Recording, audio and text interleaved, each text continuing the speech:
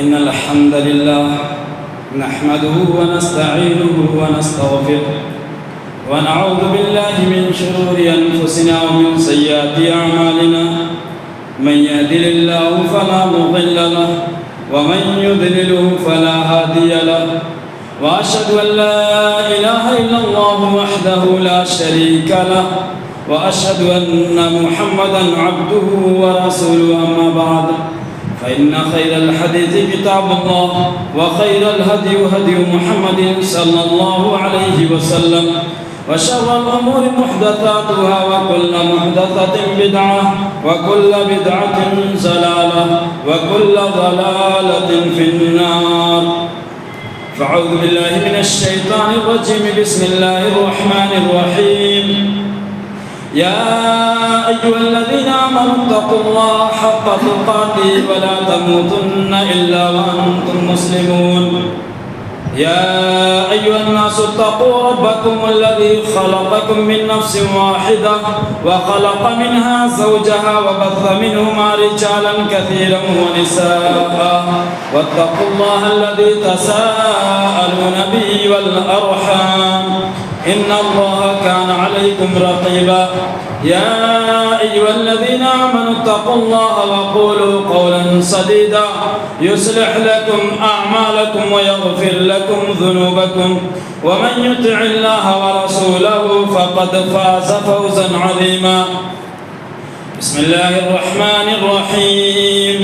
قاف والقرآن المجيد بل عجبوا أن جاءهم منذر منهم فقال الكافرون هذا شيء عجيب أئذا متنا وكنا ترابا وذلك رجع بعيد قد علمنا ما تنقص الأرض منهم وعندنا كتاب حفيظ بل كذبوا بالحق لما جاءهم فهم في أمر مريج أفلم ينظروا إلى السماء فوقهم كيف بنيناها وزيناها وما لها من فروج والأرض مددناها وألقينا فيها رواسي وأنبتنا فيها من كل زوج بهيج تبصرة وذكرى لكل عبد منيب ونزلنا من السماء ماء مباركا فأنبتنا به جنات وحب الحصيد والنخل باسقات لها طلع نضيد رزقا للعباد وأحيينا به بلدة ميتا كذلك الخروج كذبت قبلهم قوم نوح وأصحاب الرس وثمود وعاد وفرعون وإخوان لوط وأصحاب الأيكة وقوم تبع كل كذب الرسل فحق وعيد أفأعينا بالخلق الأول بل هم في لبس من خلق جديد. قال الله تبارك وتعالى في القرآن المجيد شهد الله أنه لا إله إلا هو والملائكة وأولو العلم قائما بالقسط لا إله إلا هو العزيز الحكيم. رب اشرح لي صدري ويسر لي أمري واحلل عقدة من لساني يفقهوا قولي رب زدني علما اللهم رب زدني علما اللهم إني أسألك علما نافعا ورزقا طيبا وعملا متقبلا آمين. حاضرین جمعہ تمام قسم کی تعریف و توصیف کبریائی بڑائی بزرگی اللہ وحدہ لا شریک خالق کائنات مالک ارض و سما علی کل شیء قدیر غفور الرحیم ارحم الراحمین کے لیے لائق و زیبا ہے جس نے ہم تمام انسانوں کو اس دنیا کے اندر اس دار فانی کے اندر پیدا کیا مبعوث کیا اور ہمیں پیدا کرنے کے بعد یوں ہی کالانعام چوپایوں کی طرح بھٹکتا ہوا بے راہ نہیں چھوڑ دیا بلکہ ہماری رشد و ہدایت کے لیے، ہمیں سیدھے راستے پر گامزن کرنے کے لیے، صراط مستقیم دکھانے کے لیے انگنت انبیاء کرام کو اس دنیا کے اندر، اس دار فانی کے اندر پیدا کیا۔ تمام انبیاء پر، خصوصاً نبی آخر الزمان مزمل و مدثر یاسین و طٰہٰ جناب محمد عربی صلی اللہ علیہ وبارک وسلم پر انگنت لا تعداد درود و سلام نازل ہو، جنہیں اللہ رب ذوالجلال والاکرام نے اس دنیا کے اندر رحمت للعالمین بنا کر مبعوث کیا، اور جن پر اپنا دین اسلام کامل و مکمل فرمایا۔ حاضرین جمعہ، آج کے اس خطبہ جمعہ کے اندر میں جس موضوع کو لے کر، جس ٹاپک کو لے کر، جس عنوان کو لے کر آپ حضرات کے سامنے حاضر خدمت ہوا ہوں، وہ موضوع، وہ ٹاپک یہ ہے: کیا ہم حقیقی مسلمان ہیں؟ کیا ہم حقیقی مسلمان ہیں؟ ایک سوال ہے، اور انشاءاللہ العزیز اس کا جواب ہم آنے والے نکات، آنے والے گفتگو کے ذریعہ ڈھونڈیں گے، تلاش کریں گے۔ ہمیں یہ چیز بخوبی معلوم ہے کہ اسلام کے اندر داخل ہونے کے لیے، مسلمان ہونے کے لیے، دخول اسلام کے لیے کلمہ شہادت اشہد ان لا الہ الا اللہ و اشہد ان محمد عبدہ و رسولہ کا اقرار کرنا ضروری اور لازمی ہے۔ اگر کوئی شخص اس کلمہ کا اقرار نہیں کرتا ہے تو وہ اصولی طور پر، قواعد کے اعتبار سے وہ اسلام کے اندر داخل نہیں ہو سکتا، اور اس کلمے کا جو شخص اقرار کرتا ہے اور دل سے اس کا یقین کرتا ہے اور اس کے مطابق اعمال کرتا ہے، تو حقیقی معنوں میں وہی اسلام کے اندر داخل ہوتا ہے۔ جس طرح دیگر عبادات ہیں کہ ان عبادات کے صحیح ہونے کے لیے کچھ شروط، کچھ قیود، کچھ تقاضے ہیں کہ جب تک ہم ان تقاضوں کو پورا نہیں کریں گے، ان شروط کو نہیں پورا کریں گے، تب تک وہ عبادات مکمل نہیں ہوگی، وہ عبادات اللہ رب العالمین کے بارگاہ میں قبول نہیں ہوگی، ان عبادات کا کوئی اعتبار نہیں ہوگا۔ جیسے مثال کے طور پہ ہم نماز کو لے لیں، ہم نماز پڑھتے ہیں، نماز ایک اہم عبادت ہے، نماز ایک اعلیٰ درجے کی عبادت ہے، لیکن اس عبادت کے لیے صحیح ہونے کی شرط یہ ہے کہ ہم پہلے وضو کریں، اور اس سے پہلے بھی ہم پاکی حاصل کریں۔ اگر کوئی شخص پاکی نہیں حاصل کرتا، یعنی وہ بدن کے لحاظ سے پاک نہیں ہے، اگر وہ وضو بھی کر لے گا، نماز بھی کتنی اچھی پڑھے گا، اس کی نماز قبول نہیں ہوگی۔ اسی طرح پاکی حاصل کرنے کے بعد اب وضو کرنا شرط ہے۔ اگر کوئی شخص بغیر وضو کے نماز پڑھتا ہے تو ہمیں یہ بخوبی معلوم ہے کہ وہ کتنی اچھی نماز پڑھ لے، کتنے لمبے رکوع و سجود کر لے، وہ کتنی لمبی قراتیں کر لے، وہ گھنٹوں کھڑا رہے، اس کی نماز قبول نہیں ہوگی۔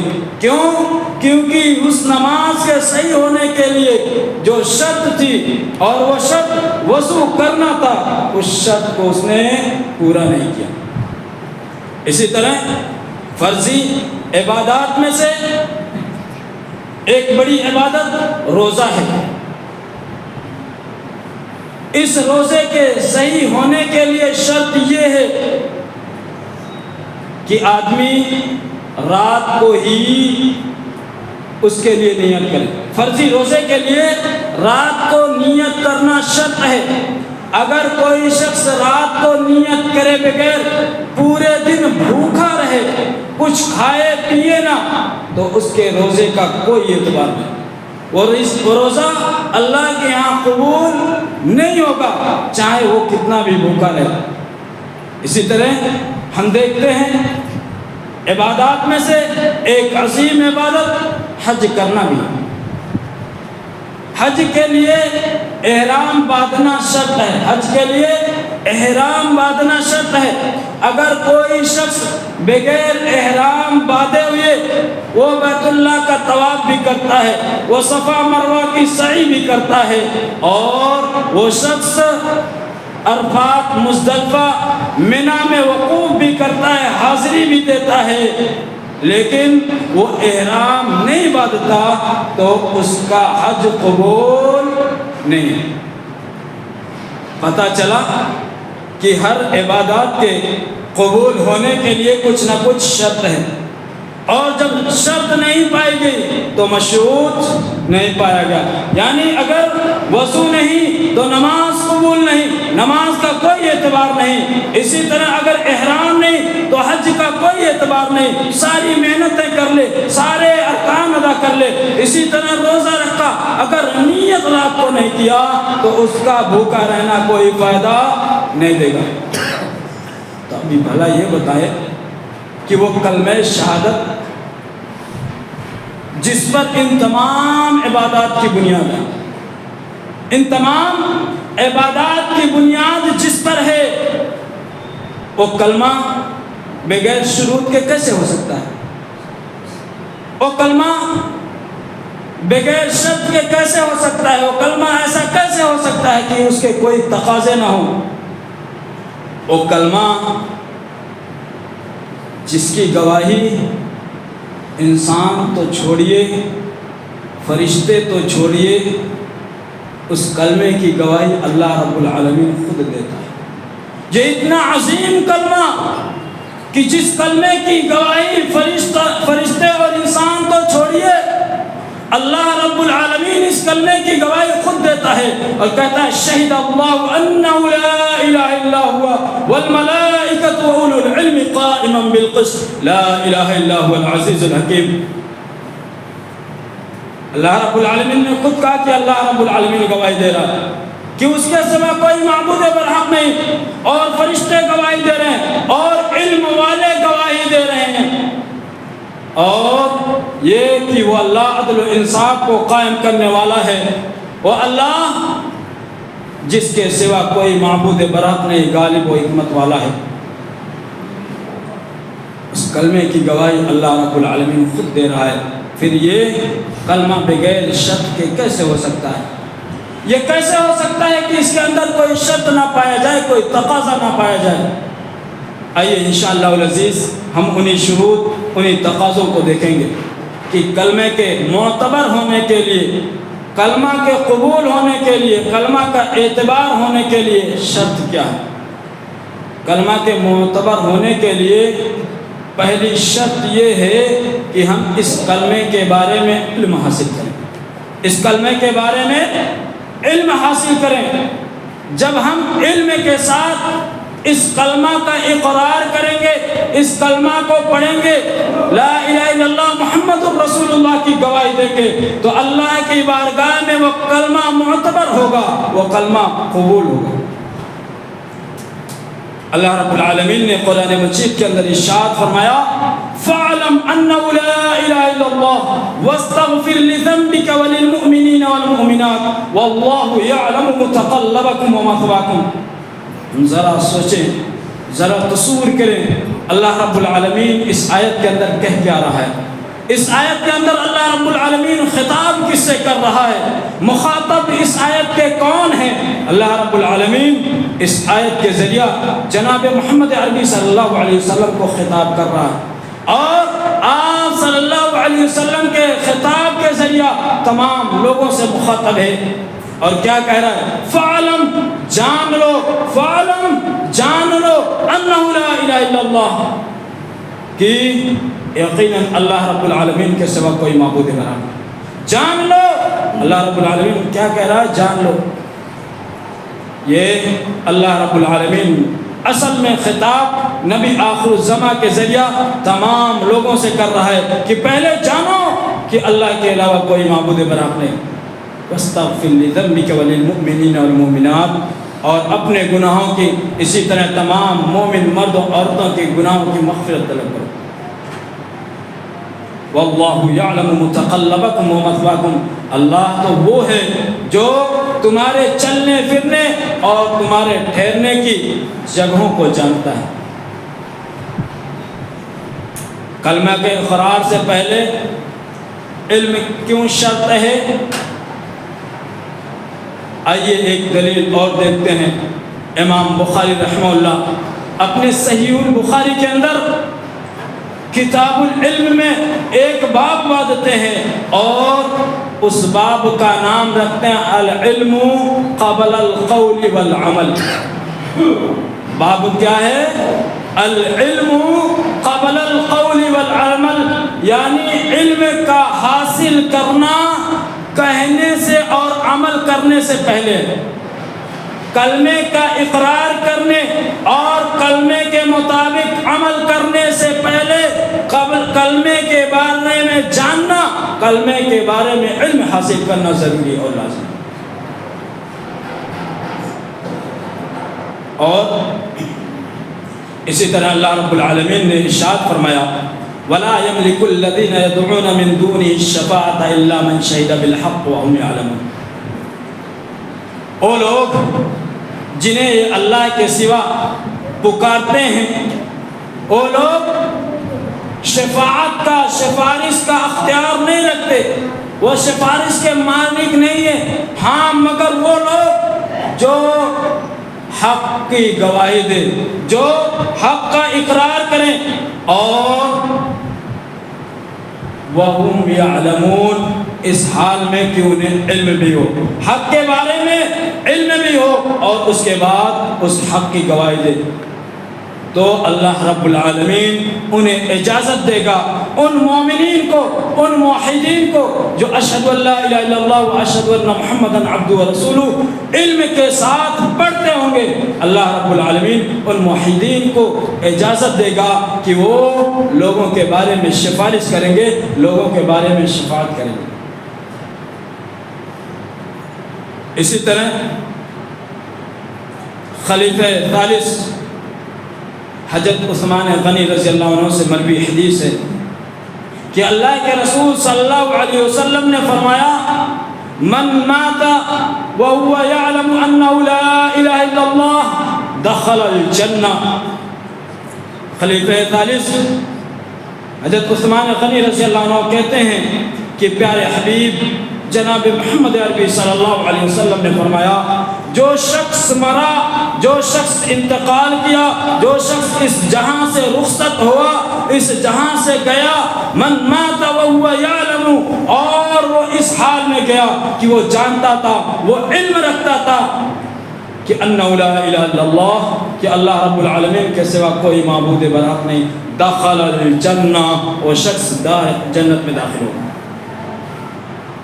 جو لا الہ الا اللہ محمد الرسول اللہ کے بارے میں علم رکھتا تھا، اللہ کے رسول صلی اللہ علیہ وسلم نے فرمایا ایسی حالت میں جو مرے گا وہ جنت کے اندر داخل ہوگا۔ اچھا، کلمے کے بارے میں علم رکھنا کیا ہے؟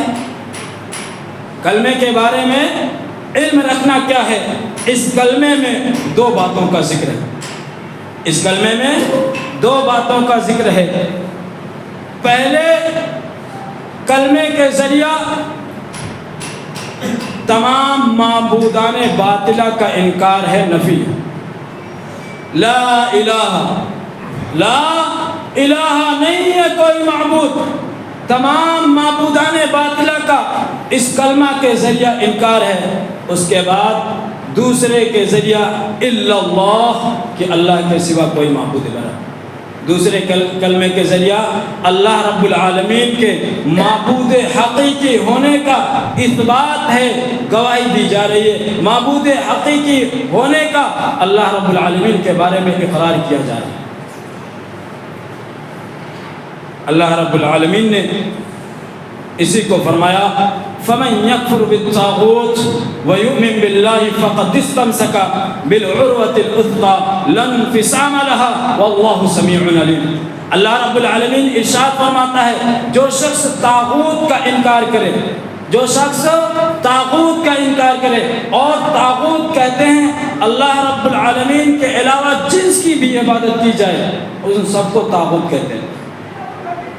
فمن یکفر بالطاغوت ویؤمن باللہ، جو شخص طاغوت کا انکار کرے اور اللہ رب العالمین پر ایمان لائے، فقد استمسک بالعروۃ الوثقی، اللہ رب العالمین نے کہا کہ اس نے ایسا مضبوط کڑا پکڑا ہے جو کڑا کبھی ٹوٹنے والا نہیں۔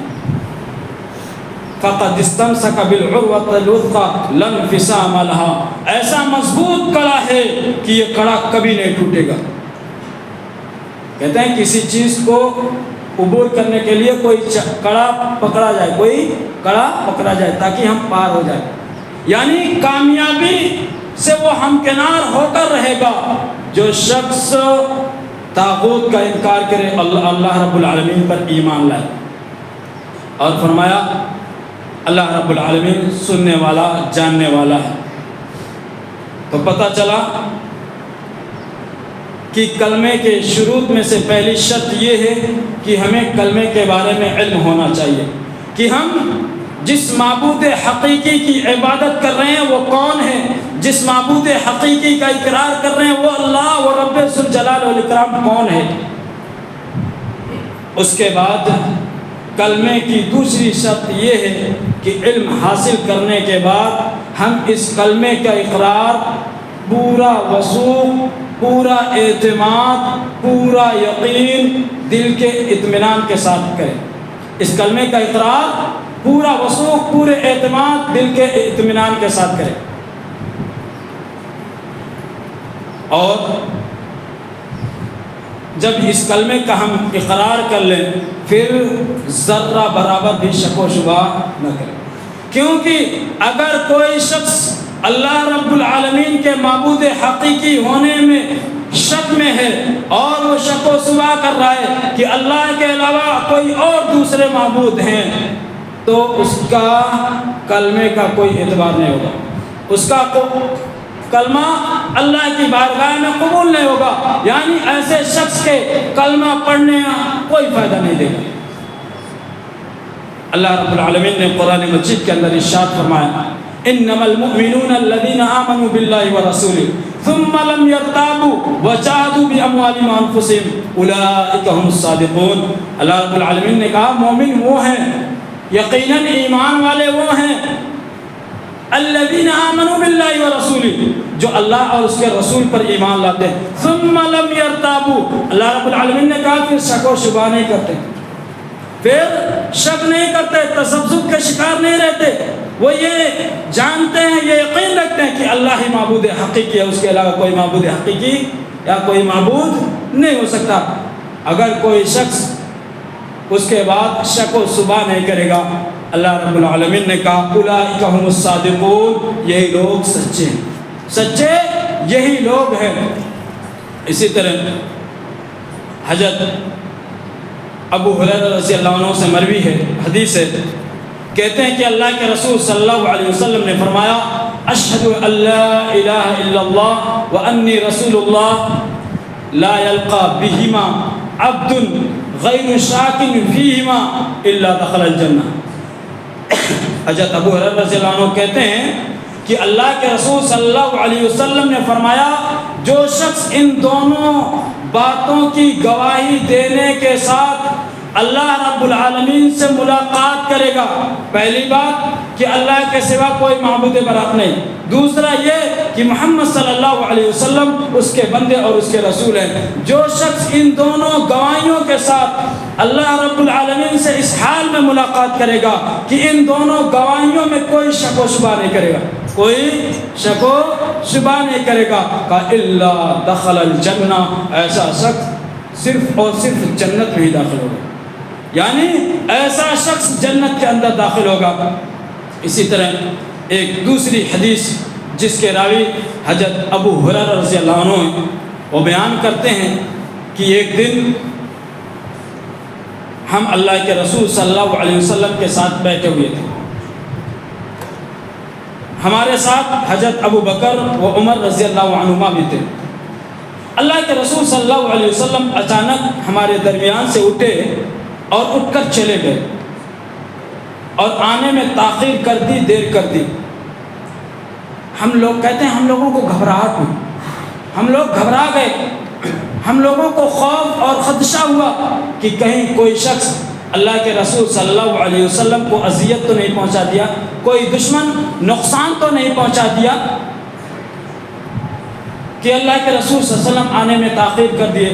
کہہ رہے ہیں اسی گھبراہٹ میں ہم سب اٹھے، اسی گھبراہٹ میں ہم سب اٹھے. اور حضرت ابو ہریرہ رضی اللہ عنہ کہتے ہیں میں پہلا شخص تھا جو گھبرا کر اٹھا اور اللہ کے رسول صلی اللہ علیہ وسلم کی تلاش میں نکل گیا، اللہ کے رسول صلی اللہ علیہ وسلم کو ڈھونڈنے نکل گیا. کہتے ہیں میں ڈھونڈتے ڈھونڈتے تلاش کرتے بنو نجار کے باغ کے پاس پہنچا اور بنو نجار کے باغ کے چاروں طرف چکر لگایا کہ کہیں سے کوئی دروازہ دکھائی دے، کوئی گیٹ دکھائی دے، اس دروازے کے ذریعہ، اس گیٹ کے ذریعہ میں اس باغ کے اندر داخل ہو سکوں. حضرت ابو ہریرہ رضی اللہ عنہ کہتے ہیں کہ میں نے تلاشا، ڈھونڈا، لیکن کوئی دروازہ نہیں ملا.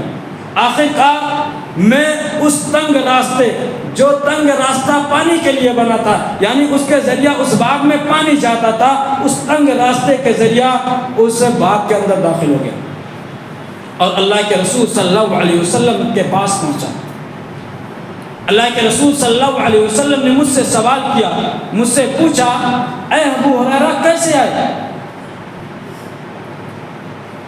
کہتے ہیں میں نے کہا اللہ کے رسول صلی اللہ علیہ وسلم جب آپ ہمارے درمیان سے چلے آئے اور واپس آنے میں تاخیر کی تو ہمیں ڈر لاحق ہوا، ہم خوف میں ہو گئے کہ کہیں کوئی دشمن تو آپ کو نقصان نہیں پہنچا دیا. اسی ڈر، اسی خوف سے ہم لوگ گھبرا کر آپ کی تلاش میں، آپ کو ڈھونڈنے کے لیے نکل گئے. اور اللہ کے رسول صلی اللہ علیہ وسلم میں پہلا شخص ہوں جو نکلا ہوں، میرے پیچھے دوسرے لوگ بھی آ رہے ہیں. کہتے ہیں کہ اللہ کے رسول صلی اللہ علیہ وسلم نے فرمایا،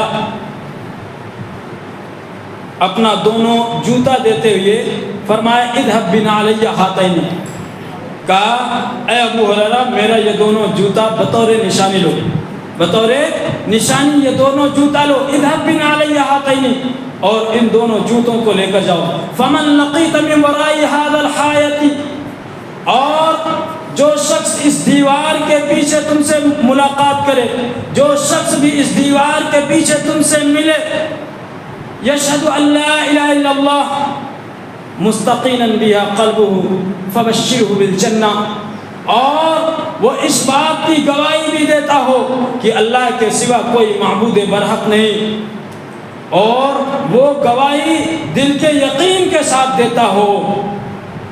کہا فبشرہ بالجنہ، تو جاؤ ایسے شخص کو تم جنت کی خوشخبری دے دو، ایسے شخص کو تم جنت کی بشارت دو کہ جو دل کے یقین کے ساتھ لا الہ الا اللہ محمد رسول اللہ کی گواہی دیتا ہو.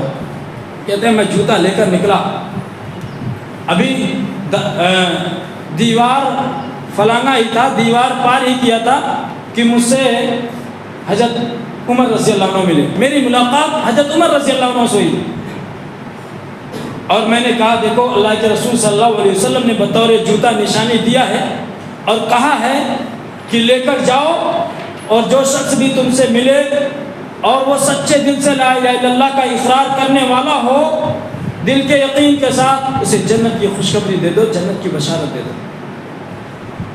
کہتے ہیں کہ حضرت عمر رضی اللہ عنہ نے میرے سینے پر ہاتھ لگایا، میرے سینے پر مارا، میں چت واپس گر گیا، میں چت واپس گر گیا اور اٹھا اور اللہ کے رسول صلی اللہ علیہ وسلم کے پاس پہنچا. اس حال میں پہنچا کہ میں رو رہا تھا، اور حضرت ابو عمر رضی اللہ عنہ نے کہا تھا کہ تم واپس چل جاؤ. میں رو رہا تھا، میرے پیچھے حضرت عمر رضی اللہ عنہ بھی آئے. اللہ کے رسول صلی اللہ علیہ وسلم نے پوچھا اے ابو ہریرہ تم کیوں رو رہے ہو، تمہاری حالت ایسی کیوں ہے؟ کہا اللہ کے رسول صلی اللہ علیہ وسلم پورا حال میں نے بتایا کہ اللہ کے رسول صلی اللہ علیہ وسلم ایسا ایسا ہوا. اللہ کے رسول صلی اللہ علیہ وسلم نے حضرت عمر رضی اللہ عنہ سے پوچھا اے عمر تم نے ایسا کیوں کیا؟ حضرت عمر رضی اللہ عنہ نے پوچھا کہ اللہ کے رسول کیا واقعی آپ نے ایسا حکم دیا ہے؟ کہا ہاں ایسا واقعی حکم دیا۔ کہ اللہ کے رسول صلی اللہ علیہ وسلم ایسا حکم نہ دیجیے، کیونکہ لوگ اسی پر اعتماد اور بھروسہ کر کے بیٹھ جائیں گے اور وہ عمل کرنا چھوڑ دیں گے۔ اللہ کے رسول صلی اللہ علیہ وسلم نے کہا تم ٹھیک کہہ رہے ہو۔ خلاصہ یہ ہے کہ اس واقعے کے اندر جو چیز بتائی گئی وہ کہ اللہ کے رسول صلی اللہ علیہ وسلم نے کہا کہ جو شخص دل کے یقین کے ساتھ اس کلمے کا اقرار کرتا ہو، اس کلمے کی گواہی دیتا ہو، اسے جنت کی خوشخبری دے دو، جنت کی بشارت دے دو۔ تو اس کلمے کے قبول ہونے کے لیے، اس کلمے کا اعتبار ہونے کے لیے دوسری شرط یہ ہے کہ یہ دل کے یقین کے ساتھ کہا جائے، یہ دل کے یقین کے ساتھ پڑھا جائے، اس کی گواہی دل کے یقین کے ساتھ دی جائے۔ اس کے بعد تیسری شرط یہ ہے کہ اخلاص ہونا چاہیے۔ نمبر 1 علم، نمبر 2 یقین، اور نمبر 3 اخلاص ہونا چاہیے، خلوص۔ اخلاص کہتے ہیں جیسے دودھ ہو، اس دودھ میں کوئی چیز نہیں ملی ہو تو وہ خالص دودھ ہے، وہ خالص پانی ہو، اگر اس میں کوئی چیز نہیں ملی ہے تو خالص پانی ہے، اگر ذرا سا نمک ملا دیا تو وہ خالص پانی نہیں ہے۔ دودھ میں ذرا سی بھی کوئی چیز ملا دی، چائے پتی مل گئی تو وہ دودھ نہیں رہ گیا، اس کو کہتے ہیں اخلاص۔ ہم اس کلمے کا اقرار کریں تو اخلاص کے ساتھ کریں، اللہ کی رضا و خوشنودی کے لیے کریں، اللہ کو خوش کرنے کے لیے، اور پوری زندگی اسی پر قائم رہیں تا قیامت، جب تک اللہ ہمیں زندگی دے۔ ہم اللہ کے ساتھ کسی کو پارٹنر نہ بنائیں، کسی کو حصے دار نہ بنائیں۔ یاد رکھیں کہ یہ کلمہ کوئی معاشرتی و سماجی رسم و رواج نہیں ہے کہ ایک کو دیکھا تو دوسرے نے پڑھ لیا۔ جیسے آج ہم بہت سارے خرافات اور بہت ساری چیزیں کرتے ہیں، دیکھی دیکھا کر رہے ہیں، فلاں کر رہا ہے تو ہم کر رہے ہیں، فلاں کر رہا ہے تو ہم کر رہے ہیں۔ یہ کلمہ دیکھی دیکھا پڑھے جانے والا چیز نہیں ہے، اور نہ یہ موروثی چیز ہے، ترکے میں ملنے والی چیز کہ ہمارے باپ دادا مسلمان تھے اس لیے ہم مسلمان ہیں، ہمارے باپ دادا کلمہ پڑھ رہے تھے اس لیے ہم کلمہ پڑھ رہے ہیں۔ اگر کوئی شخص دیکھی دیکھا کلمہ پڑھتا ہے، اور اگر کوئی شخص اس حال میں مسلمان ہے کہ باپ دادا مسلمان تھے، باپ دادا کلمہ پڑھتے تھے اس لیے ہم کلمہ پڑھ رہے ہیں، تو اللہ کے ہاں ایسے کلمے کا کوئی اعتبار نہیں، اللہ کے ہاں ایسے کلمے کا کوئی قبول نہیں۔ ہم کلمہ اس لیے پڑھیں گے، ہم کلمہ اس لیے پڑھتے ہیں کہ ہم جانتے ہیں کہ اللہ معبود حقیقی ہے، اور ہمارا ایمان اور عقیدہ اور یقین ہے کہ اللہ معبود حقیقی ہے، اس کے علاوہ کوئی معبود حقیقی نہیں۔ یہ کوئی موروثی چیز نہیں، یہ کوئی ترکے میں ملنے والی چیز نہیں کہ ہمارے باپ دادا مسلمان تو ہم بھی مسلمان، جیسا کہ ہم بہت سارے رسم و رواج دیکھی دیکھا کرتے ہیں، اور دیکھی دیکھا اگر کوئی شخص کلمہ پڑھ رہا ہے تو اس کا کلمہ اللہ کی بارگاہ میں قبول نہیں ہے۔ اس کے لیے شرط ہے کہ اخلاص ہونا، خلوص ہونا، اللہ کی رضا چاہنا کہ اللہ راضی ہو جائے۔ اور میں ایک شعر کہہ دیتا ہوں، آج میں ایک شاعر نے شعر کہا، اس شعر کو اگر سمجھ گئے نا بہت، ایک شعر کہہ رہا ہے، ایک شاعر ایک شعر کہہ رہا ہے کہ توحید تو یہ ہے کہ خدا حشر میں کہہ دے، توحید تو یہ ہے کہ خدا حشر میں کہہ دے، یہ بندہ دو عالم سے خفا میرے لیے ہے۔ کیا ہے مفہوم، کیا ہے اس شعر کا مطلب؟ کیا ہے؟ توحید ایسی چیز ہے کہ اللہ رب العالمین حشر میں بھی کہہ دے گا کہ یہ میرا بندہ دنیا و آخرت میں، دنیا اور آخرت والوں سے اس لیے خفا تھا، اس لیے ناراض تھا کہ وہ مجھے خوش کرنا چاہتا تھا، میری توحید پر قائم و دائم تھا، میری توحید کی وجہ سے اس کے بھائی ناراض، اس کے باپ ناراض، اس کے بیٹے ناراض، اس کی بیوی ناراض، اس کے خالہ ناراض، اس کے آنٹی ناراض، اس کے پھوپھی ناراض، ارے دنیا میں جتنے لوگ ہوں اور آخرت میں جتنے لوگ ہوں سارے لوگ ناراض ہو جائیں، لیکن اللہ ناراض ہو، اللہ ناراض نہ ہو۔ توحید تو یہ ہے، توحید تو یہ ہے کہ اللہ ناراض نہ ہو، دنیا کے سارے لوگ ناراض ہو جائیں۔ اللہ حشر میں کہے گا یہ بندہ دنیا والوں سے اس لیے ناراض تھا کہ وہ مجھے خوش کرنا چاہتا تھا، میری توحید کے لیے دنیا والوں سے ناراض تھا۔ تو توحید وہ شے ہے کہ اللہ کو خوش کرنے کے لیے کلمہ شہادت پڑھا جائے، اور اگر ہم دنیا والوں کو نہ خوش کرنا شروع کر کریں، کوئی کام اس لیے کر رہے ہیں کہ کہیں میری آنٹی نہ ناراض ہو جائے، خالہ نہ ناراض ہو جائے، بہن نہ ناراض ہو جائے، پھوپھی نہ ناراض ہو جائے، اگر ہم اس لیے کر رہے ہیں تو یقین مانیے یہ شرک ہے، یہ شرک ہے۔ اللہ کے مقابلے ہم دنیا والوں کو لا رہے ہیں اور ہم شرک کر رہے ہیں، ہم توحید خالص پر نہیں، ہم توحید خالص پر نہیں ہیں۔ اللہ خوش ہونا چاہیے، دنیا والے کوئی بھی ناراض ہو جائے تو خلوص اسی کو کہتے ہیں، اخلاص۔ اللہ رب العالمین نے فرمایا وَمَا أُمِرُوا إِلَّا لِيَعْبُدُوا اللَّهَ مُخْلِصِينَ لَهُ الدِّينَ حُنَفَاءَ وَيُقِيمُوا الصَّلَاةَ وَيُؤْتُوا الزَّكَاةَ، کہ انہیں صرف اور صرف اسی بات کا حکم دیا گیا کہ وہ دین کو اللہ کے لیے خالص کرتے ہوئے اللہ کی عبادت کریں، دین کو اللہ کے لیے خالص کرتے ہوئے اللہ کی عبادت کریں، اور یکسو ہو کر پوری توجہ اللہ رب العالمین کی طرف ہونی چاہیے۔ اسی طرح اللہ کے رسول صلی اللہ علیہ حضرت ابو ہریرہ رضی اللہ عنہ سے روایت ہے، وہ کہتے ہیں کہ میں نے رسول اللہ صلی اللہ علیہ وسلم سے سوال کیا کہ اللہ کے رسول صلی اللہ علیہ وسلم قیامت کے دن آپ کس کے حق میں سفارش کریں گے؟ وہ نیک بخت کون ہوں گے؟ وہ سعادت مند کون ہوں گے جس کے حق میں آپ سفارش کریں گے؟ اللہ کے رسول صلی اللہ علیہ وسلم نے کہا اے ابو ہریرہ مجھے یقین تھا کہ یہ سوال تم ہی کرو گے، کیونکہ تم حدیث جاننے کے زیادہ حریص ہو، زیادہ شوق رکھتے ہو۔ پھر اللہ کے رسول صلی اللہ علیہ وسلم نے کہا اے ابو ہریرہ سن لو، قیامت کے دن میں انہی لوگوں کے بارے میں سفارش کروں گا، شفاعت کا حق وہی لوگ رکھیں گے جو خلوص کے ساتھ لا الہ الا اللہ محمد رسول اللہ کا اقرار کریں۔ من قال لا الہ الا اللہ خالصا من قلبی، خلوص دل سے لا الہ الا اللہ کا اقرار کر رہے ہیں۔ اسی طرح ایک تیسری حدیث کے اندر اللہ کے رسول صلی اللہ علیہ وسلم نے فرمایا ان اللہ حرم علی النار من قال لا الہ الا اللہ یبتغی بذلک وجہ اللہ، جو شخص لا الہ الا اللہ کا اقرار کرے اور وہ اس کے ذریعے اللہ رب العالمین کی رضا و خوشنودی تلاش کر رہا ہے۔ پتہ چلا، اس کے علاوہ انشاءاللہ العزیز باقی شروط ہیں، اس کو میں آئندہ بیان کروں گا، لیکن پتہ چلا کہ حقیقی مسلمان وہ ہے جو سب سے پہلے کلمے کے بارے میں علم حاصل کرے، کلمے کے بارے میں آخر یہ کلمہ ہے کیا؟ جو دو کلمہ ہم بہت معمولی سمجھتے ہیں، ہم بہت معمولی سمجھتے ہیں، کوئی بھی پڑھ لے، بہت سارے لوگ پڑھتے ہیں، ایکٹنگ میں بھی پڑھتے ہیں، کیا وہ مسلمان ہو گئے؟ ہم نے دیکھا، ہم جانتے ہیں کہ ایکٹنگ میں بھی پڑھتے ہیں بہت سارے لوگ، کیا ایکٹنگ میں پڑھنے والے مسلمان ہو جائیں گے؟ کلمہ، اس کلمہ کو پڑھنے کے لیے سب سے پہلے علم کا حاصل ہونا، اس کے بارے میں کہ لا الہ الا اللہ محمد رسول اللہ ہے کیا، دوسرا اس پر یقین ہو، مکمل اگر یقین ہوگا تو پھر وہ شب و صبح نہیں کرے گا، تیسرا خلوص ہو کہ یہ اللہ کی رضا و خوشنودی چاہیے، اس کے علاوہ دنیا کے سارے لوگ ناراض ہو جائیں کوئی غم نہیں، رب نہیں ناراض ہونا چاہیے، رب کو خوش کرنے کے لیے، رب کی رضا کے لیے اگر ان تینوں میں سے کسی ایک میں کمی پائی گئی تو یقین مانیے حقیقی مسلمان وہ مسلمان نہیں ہے، وہ حقیقی مسلمان نہیں ہے، ابھی اس کے ایمان کے اندر کمی ہے، ابھی اس کے اپنے ایمان کا جائزہ لینا ہے، محاسبہ کرنا ہے اور پھر اس کو پختہ کرنا ہے۔ اللہ رب العالمین سے دعا ہے کہ اللہ العالمین ہمیں کہنے سننے سے زیادہ عمل کرنے کی توفیق عطا فرمائے۔ الہ العالمین ہمارے دلوں کے اندر خلوص و للہیت پیدا کر، ہمیں صحیح معنوں میں سچا پکا مومن و مسلمان بنا۔ الہ العالمین جب تک دنیا میں رکھ، ایمان پر رکھ، اسلام پر رکھ، اے الہ العالمین جب ہمارا خاتمہ ہو تو خاتمہ بالخیر ہو، زبان سے لا الہ الا اللہ محمد رسول اللہ جاری ہو۔